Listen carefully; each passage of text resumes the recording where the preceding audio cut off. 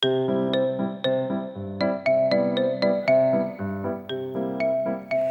家问千万字，大家要跟大家做伙来拜一日。今仔日要甲大家小解这一日，咱做伙来看到这读做月，读做月，这是鼻音五月月第八条。古早台语字典解释讲，这个月就是无人情、酷刑、残忍、伤害意思，咱讲虐待。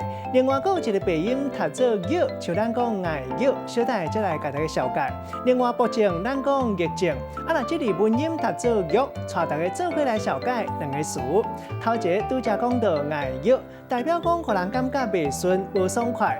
第二个词是一个较古早的词，即马咱较罕咧听到，即个读做业舞，意思就是讲悲壮静起来。咱用一句话来举例，甲这两个词夹做伙。譬如讲，伊人无爽快，一个去大病院检查，才知讲镜头是业舞。莫怪即阵仔，我看伊做代志，敢若拢爱叫爱叫，无意无意。